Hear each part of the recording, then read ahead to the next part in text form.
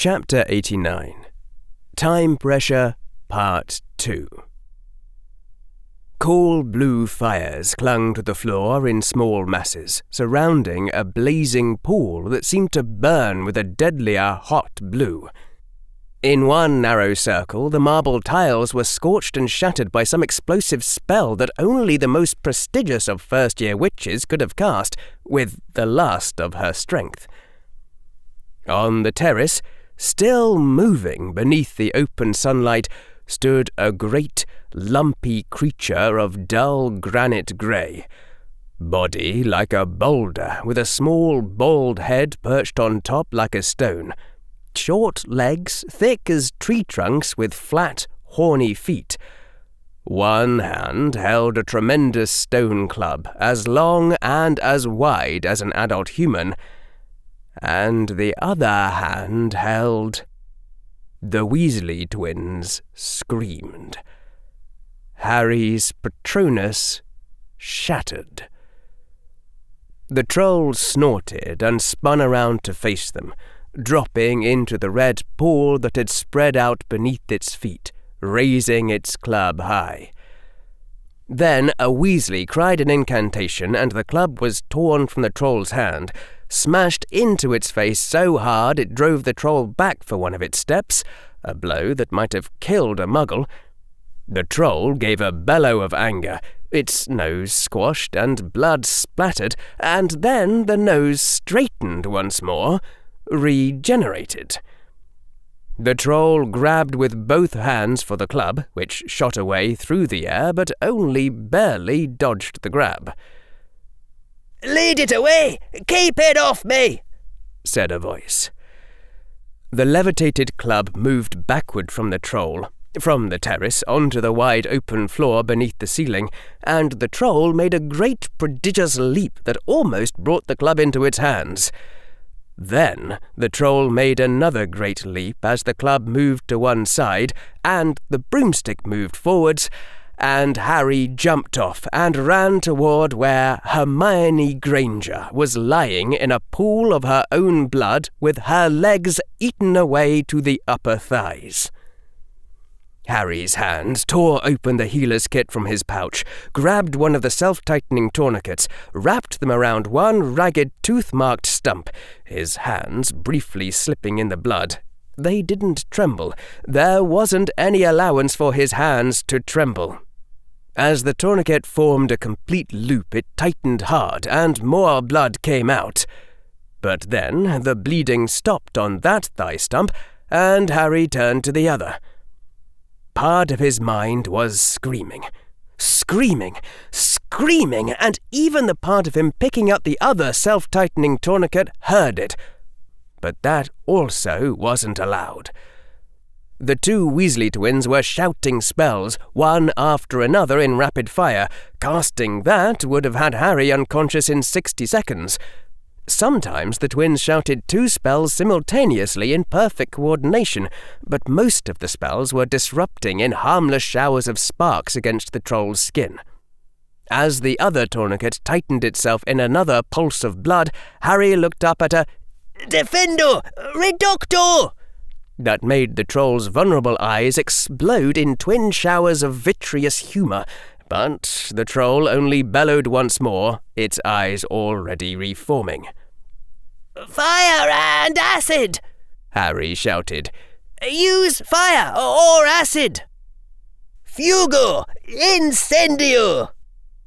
Harry heard, but he wasn't looking. He was reaching for the syringe of glowing orange liquid that was the oxygenating potion, pushing it into Hermione's neck at what Harry hoped was the carotid artery, to keep her brain alive, even if her lungs or heart stopped. So long as her brain stayed intact, everything else could be fixed. It had to be possible for magic to fix it. It had to be possible for magic to fix it. It had to be possible for magic to fix it. And Harry pushed the plunger of the syringe all the way down, creating a faint glow beneath the pale skin of her neck. Harry then pushed down on her chest, where her heart should be. Hard compressions that he hoped was moving the oxygenated blood around to where it could reach her brain. Even if her heart might have stopped beating, he hadn't actually thought to check her pulse. Then Harry stared at the other things in his medical kit, his mind going blank as he tried to figure out what else was there, if anything, he could use. The screaming in that distant corner of his mind was getting louder, much louder now that his hands had stopped their frantic motions. He was suddenly aware of the liquid sensation where blood had soaked through his robes and the knees of his pants. From behind Harry came the sound of another bellow from the troll, and he heard one of the Weasley twins shout, "Delegator Proteus!" and then, "Help! Do something!" Harry twisted his head back to look and saw that one of the Weasley twins was somehow now wearing the sorting hat on his head, facing off against the troll which had the huge stone club in its hands, looking somewhat scorched now and with one or two smoking scars across its arms, but still intact. And then the voice of the hat bellowed in a voice so loud it seemed to shake the walls, "Gryffindor!" A pulse of power burned the air, magic feeling almost tangible even to Harry's young senses. The troll jumped back a pace with a snort of surprise. Fred, or George, with a strange look on his face, swept the hat off his head, with a motion smooth as a magician's trick, and reached in with one hand and drew forth a hilt whose pommel was a glowing ruby, followed by a wide crossguard of gleaming white metal, and a blade as long as a tall child. As the sword was revealed, the air seemed to fill with a silent scream of fury. Upon the blade was written in golden script, "Nihil supernum." Then the Weasley twin raised the sword aloft as though the huge blade weighed nothing, and screamed and charged. Harry's lips opened to say something, some long sentence like, "No, stop, you have no idea how to use a sword." But not even a single syllable left his lips before the sword sliced off the troll's right arm through the elbow, cutting through skin and flesh and bone like jelly, just as the already swinging arc of the stone club smashed into the charging Weasley twin and sent him flying through the air above the marble floor, over the gap out of which they'd ridden on the broomstick, until that Weasley hit the wall on the opposite side and then collapsed in an unmoving heap. The bright sword vanished down into the opening in the floor, clattering distantly as it dropped. "Fred!" screamed George Weasley, and then, "Ventus!" An invisible blow caught the troll and hurled it sideways through the air. "Ventus!" The troll was hit again, blown to the edge of the floor and the gap leading downward. "Ventus!" But the troll had reached down and grabbed at the floor, its remaining hand crunching through marble to gain a firm hold. The third blow sent the troll's body over the gap, but the hand remained at the edge. And then the troll was pulling itself back up single-handedly, roaring. George Weasley staggered, almost falling, his hand dropping to his side. "Harry!" the Weasley twin said in a strained voice. "Run!" The remaining Weasley twin took a step sideways, slumped against the wall, and slid to the ground. Time was fractured in Harry's mind. The world around him seemed to move slowly, distorted, or perhaps it was his own mind, twisting and folding. He should have been moving, doing something, but a strange paralysis seemed to be stopping all his muscles, all his motions. Without any time for words, thoughts came in flashes of concepts. That if Harry ran away, the troll would eat the Weasley twins as well as Hermione. That if bludgers didn't kill wizards, then Fred should still be alive. That the Weasley twins were more powerful spellcasters than him, and they hadn't been able to hold back the troll. there was no time to transfigure anything he didn't already possess. The troll seemed too agile to be lured over the edge of the terrace to fall off the sides of the Hogwarts castle. Someone had enchanted the troll against sunlight before using it as a murder weapon, and might also have strengthened it in other ways. And then a mental image of Hermione running from the troll, running for sunlight, finally reaching the bright terrace with the troll hot on her heels, only to find that someone else had thought of that possibility too. The screaming horror in his mind was drowned out by another emotion. Harry stood up. On the other side of the room, the enemy had also risen, the unregenerating stump of one sword-cut arm still bloody. Intend to kill. The troll grasped its fallen club in its remaining hand and gave a huge bellow, smashing the club into the floor and sending marble chips flying. Think purely of killing. The troll began to lumber toward where George had fallen, a thin string of drool trailing from the side of its lips. Grasp at any means to do so. Harry took 5 strides forward, and the enemy gave another bellow and turned away from George, its eyes focusing squarely on him. Sensors off! Do not flinch! The third, most perfect killing machine in nature bounded towards him in leaping steps. Kill! Harry's left hand already held the transfigured diamond from his ring. His right hand already held his wand. Wingardium Leviosa! Harry's wand directed the tiny jewel into the troll's mouth. Finite incantatum! The troll's head blew off its spine as the rock expanded back into its old form, and Harry stepped aside as the enemy's body crashed where he had been standing. The enemy's head was already beginning to regenerate, the ragged stump of the jaw and spine smoothing over, the mouth completing itself and replacing its teeth. Harry bent down and picked up the troll's head by its left ear. His wand jammed through the troll's left eye, plunging through the jelly-like material and passing through the wide socket in the bone. Harry visualized a 1 millimeter wide cross-section through the enemy's brain and transfigured it into sulfuric acid. The enemy stopped regenerating. Harry threw the corpse over the edge of the terrace and turned back to Hermione. Her eyes were moving and focused on him. Harry scrambled down beside her, ignoring the blood soaking more of his already soaked robes. "You'll be all right." His brain formed the sentence, but his lips wouldn't move. "You'll be all right. We'll find some magic to fix all this. Put you back to normal. Just hold on. Don't..." Hermione's lips were moving, just a tiny bit, but they were moving. "Your fault." Time froze.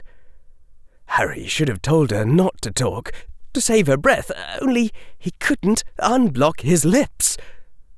Hermione drew in another breath, and her lips whispered, "Not your fault." Then she exhaled and closed her eyes. Harry stared at her with his mouth half open, his breath caught in his throat. "Don't do this," said his voice. He'd only been 2 minutes late. Hermione suddenly convulsed, her arms twitching into the air as though reaching up for something, and her eyes flew open again. There was a burst of something that was magic and also more. A shout louder than an earthquake and containing 1,000 books, 1,000 libraries, all spoken in a single cry that was Hermione. too vast to be understood, except that Harry suddenly knew that Hermione had whited out the pain and was glad not to be dying alone. For a moment it seemed like the outpouring of magic might hold, take root in the castle's stone. But then the outpouring ended and the magic faded. Her body stopped moving, and all motion halted as Hermione Jean Granger ceased to exist. No. Harry stood up from the body, swaying. No. There was a burst of flame, and Dumbledore was standing there with Fawkes, his eyes filled with horror. "I felt a student die. What?" The old wizard's eyes saw what lay upon the ground. "Oh, no," whispered Albus Dumbledore. Fawkes gave a sad, mournful croon. "Bring her back." There was silence on the terrace. Fred Weasley had risen up into the air at a gesture from Dumbledore's wand and was floating towards them, surrounded by a reassuring pink glow. "Harry," the old wizard began. His voice cracked. "Harry." "Have Fawkes cry on her or whatever. Hurry up." The voice that spoke sounded perfectly calm. I can't, Harry. It's too late. She's dead." "I don't want to hear about it. If it was me lying there, you'd pull some kind of amazing rabbit out of your hat and save me, right? Because the hero isn't allowed to die before the story's over. Well, she's the hero too. So whatever you were saving for that extra special occasion, just go ahead and use it now. I promise I'll pay you back." "There isn't anything I can do. Her soul has departed. She's passed on." Harry opened his mouth to scream out all his fury, and then closed it again. There wasn't any point in screaming. It wouldn't accomplish anything. The unbearable pressure rising inside him couldn't be let out that way. Harry turned away from Dumbledore and looked down at where the remains of Hermione Granger were lying in a pool of blood. Part of his mind was hammering at the world around him, trying to make it go away, wake up from the nightmare and find himself back in his Ravenclaw dorm room with the morning sun shining through the curtains. But the blood remained, and Harry didn't wake up, and another part of him already knew that this event was real. Part of the same flawed world that included Azkaban and the Wizengamot Chamber and... No. With a fracturing feeling, as though time was still torn to pieces around him, Harry turned away from Dumbledore and looked down at the remains of Hermione Granger lying in a pool with 2 tourniquets tied around her thigh stumps, and decided. "No, I do not accept this. There isn't any reason to accept it. Not when there's magic in the world." Harry would learn whatever he had to learn. Invent whatever he had to invent. Rip the knowledge of Salazar Slytherin from the Dark Lord's mind. Discover the secret of Atlantis, open any gates or break any seals necessary. Find his way to the root of all magic and reprogram it. He would rip apart the foundations of reality itself to get Hermione Granger back. "The crisis is over," the defense professor said.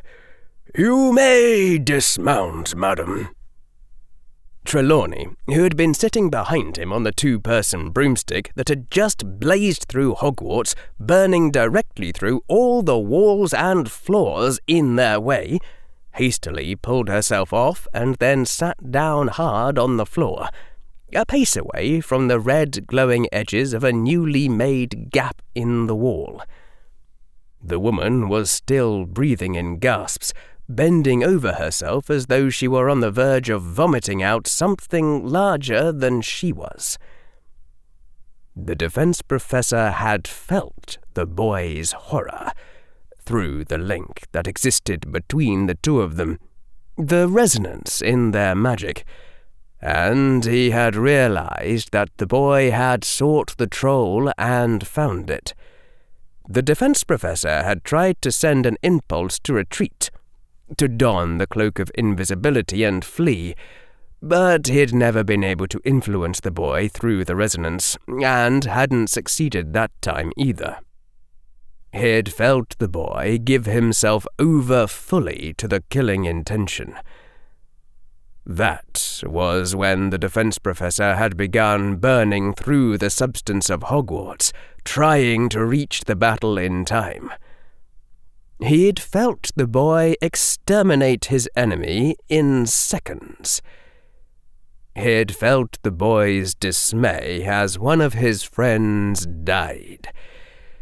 He had felt the fury the boy had directed at some annoyance, who was likely Dumbledore, followed by an unknown resolution whose unyielding hardness even he found adequate. With any luck, the boy had just discarded his foolish little reluctances. Unseen by anyone, the defense professor's lips curved up in a thin smile. Despite its little ups and downs, on the whole, this had been a surprisingly good day. He is here, the one who will tear apart the very stars in heaven. He is here! He